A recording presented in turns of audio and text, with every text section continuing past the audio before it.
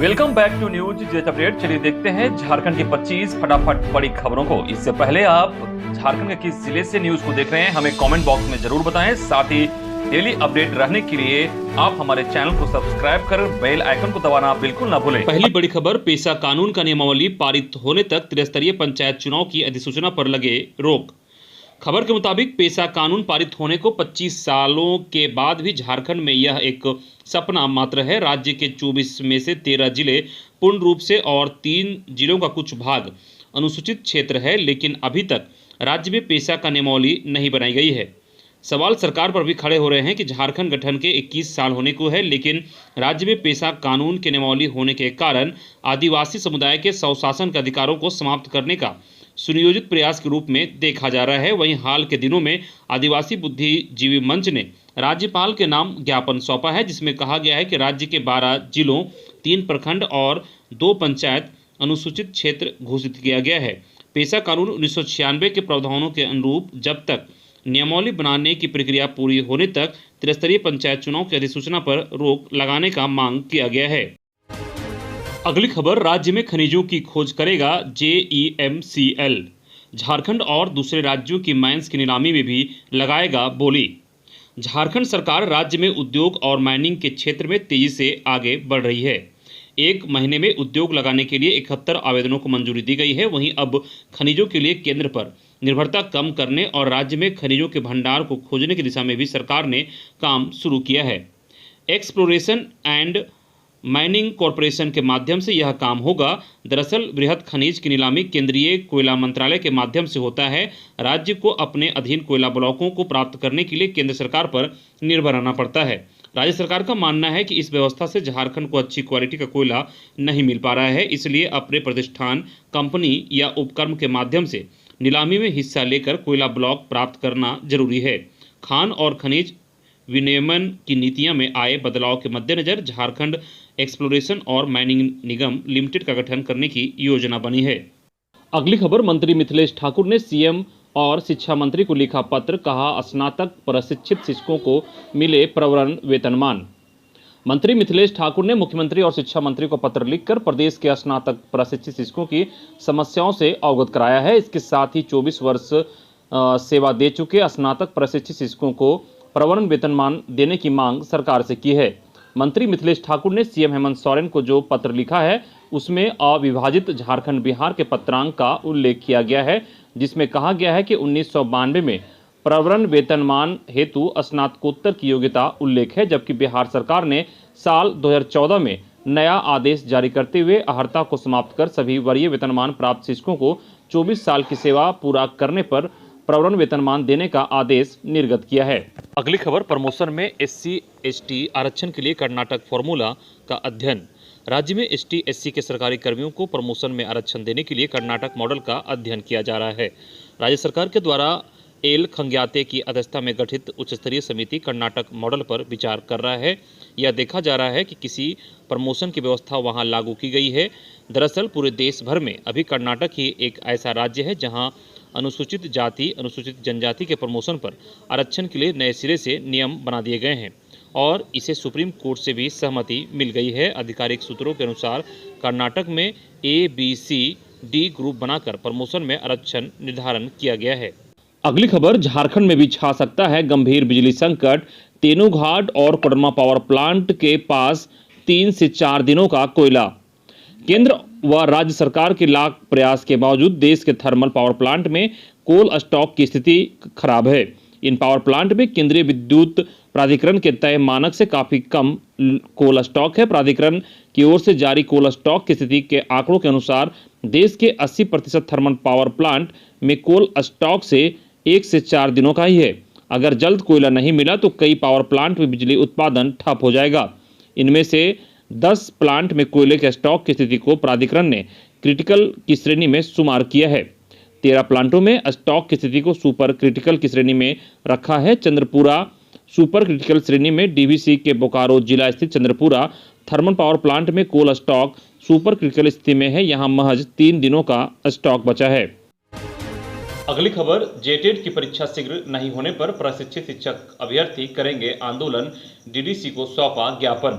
प्रशिक्षित शिक्षक अभ्यर्थियों ने जेटेट की परीक्षा शीघ्र नहीं कराने पर आंदोलन की चेतावनी दी है। शनिवार को प्रशिक्षित शिक्षक अभ्यर्थी संघ के तत्वाधान में पलामू समरनालय में प्रदर्शन किया और जिले के प्रभारी उपायुक्त डीडीसी मेघा भारद्वाज को ज्ञापन सौंपा। कार्यक्रम का नेतृत्व साकेत कुमार ने किया। साकेत कुमार ने जानकारी दी कि जेटेट की परीक्षा शीघ्र कराने की मांग को लेकर आज प्रशिक्षित शिक्षक अभ्यर्थियों ने समरनालय में एकजुट होकर प्रदर्शन किया और बाद में जिले की प्रभारी उपायुक्त डीडीसी मेघा भारद्वाज को मांग पत्र सौंपा। अगली खबर है, सीएम हेमंत सोरेन पहुंचे उदयपुर। झारखंड के मुख्यमंत्री हेमंत सोरेन 4 दिवसीय प्रवास पर उदयपुर पहुंचे हैं। सीएम हेमंत सोरेन के साथ उनके परिवार के सदस्य भी उदयपुर और चित्तौड़गढ़ के पर्यटन का आनंद ले रहे हैं। हेमंत सोरेन के साथ उनकी पत्नी कल्पना सोरेन, बच्चे और परिवार के अन्य सदस्य साथ में हैं। अगली खबर, नवरात्र के तीसरे दिन झारखंड हाईकोर्ट के chief justice doctor Ravi Ranjan पहुंचे इटखोरी। मां भद्रकाली मंदिर में की पूजा। झारखंड के चतरा जिले के इटखोरी में शारदीय नवरात्र के तीसरे दिन मां चंद्रघंटा की पूजा हुई। इस मौके पर मां भद्रकाली मंदिर में भक्तों की भीड़ रही। सुबह से ही भक्तों को आना जाना लगा रहा। शनिवार को झारखंड हाईकोर्ट के chief justice doctor Ravi Ranjan मां भद्रकाली के दरबार पहुंचे और सपरिवार पूजा अर्चना की। वहीं बिहार के कला, संस्कृति एवं खेलकूद मंत्री डॉक्टर आलोक रंजन ने भी सपरिवार मां भद्रकाली मंदिर में पूजा की। अगली खबर, यूपीएससी की प्रारंभिक परीक्षा रविवार को 60 केंद्र बनाए गए। संघ लोक सेवा आयोग नई दिल्ली द्वारा आयोजित सिविल सेवा परीक्षा 2021 रविवार 10 अक्टूबर को होगी।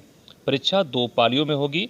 कदाचार मुक्त वातावरण में परीक्षा हो, इसके लिए उपायुक्त एवं वरीय पुलिस अधीक्षक द्वारा पुलिस बल एवं पुलिस पदाधिकारियों के साथ दंडाधिकारियों की प्रतिनियुक्ति कर दी गई है। परीक्षा केंद्र पर भीड़ लगाकर विधि व्यवस्था भंग करने की आशंका को देखते हुए अनुमंडल दंडाधिकारी सदर रांची द्वारा परीक्षा केंद्रों के 200 मीटर की परिधि में निषेधाज्ञा जारी की गई है।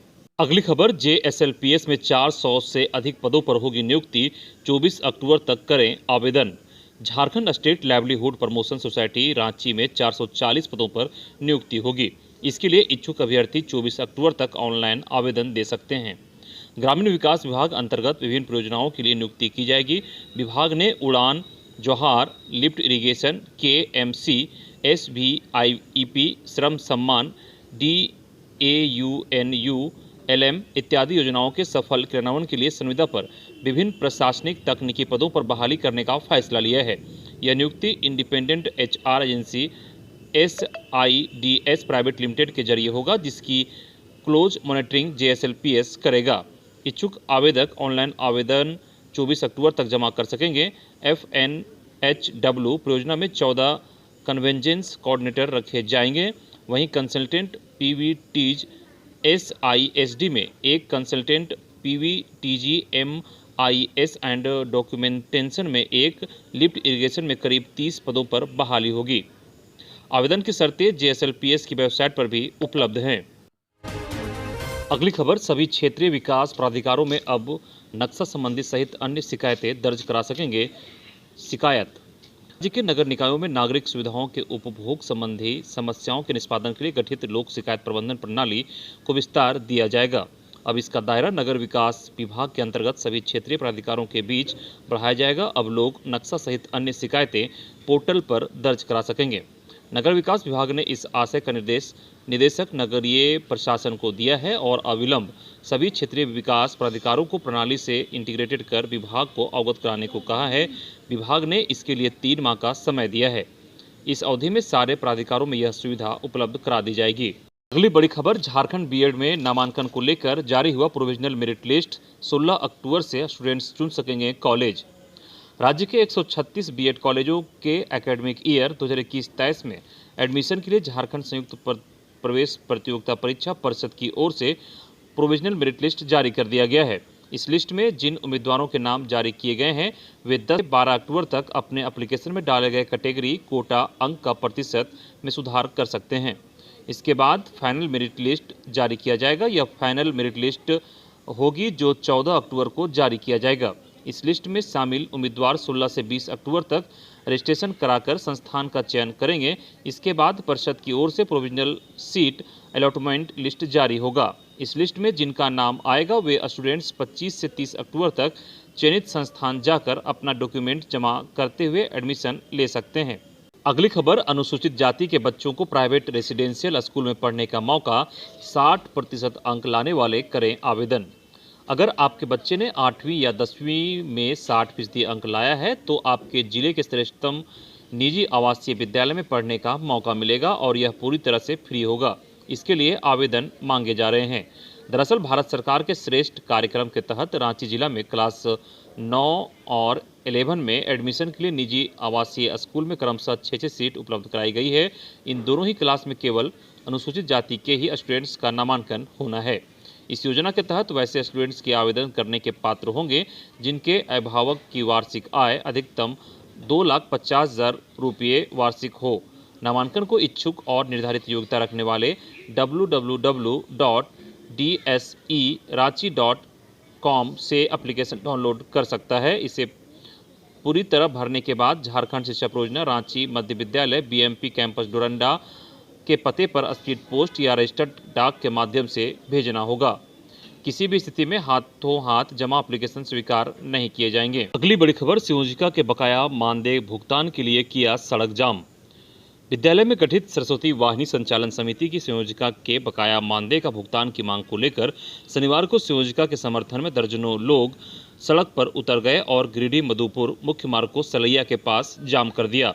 जाम के कारण सड़क की दोनों ओर वाहनों की कतार लगने लगी। सूचना पर थाना प्रभारी कमलेश पासवान दल बल वहां पहुंचे और लोगों को समझा बुझाकर जाम हटाने का प्रयास किया, लेकिन लोग मानदेय भुगतान की मांग पर अड़े थे। इस दौरान जिला शिक्षा पदाधिकारी के मोबाइल पर बात कर दिए गए आश्वासन के लगभग 2 घंटे बाद जाम हटाया गया। अगली बड़ी खबर, डीसी का निर्देश, हरा राशन कार्ड के लिए पूजा पंडालों में लगाए कैंप, ई श्रम पोर्टल पर तेजी से कराएं निबंधन। रांची के उपायुक्त छवि रंजन ने शनिवार को विभिन्न विभागों की समीक्षा की। समरनालय स्थित उपायुक्त सभागार में आयोजित बैठक में उन्होंने KCC की समीक्षा करते हुए BDO को बैंकर्स के साथ मीटिंग करने का निर्देश दिया। झारखंड राज्य खाद्य सुरक्षा योजना के तहत हरा राशन कार्ड बनाने की समीक्षा करते हुए उपायुक्त छवि रंजन ने प्रसन्नता जाहिर की और पूजा पंडालों में हरा राशन कार्ड के लिए आवेदन को लेकर कैंप लगाने का निर्देश दिया। इस दौरान उपायुक्त द्वारा ई श्रम पोर्टल पर असंगठित क्षेत्र के मजदूरों का निबंधन कराने का निर्देश दिया गया।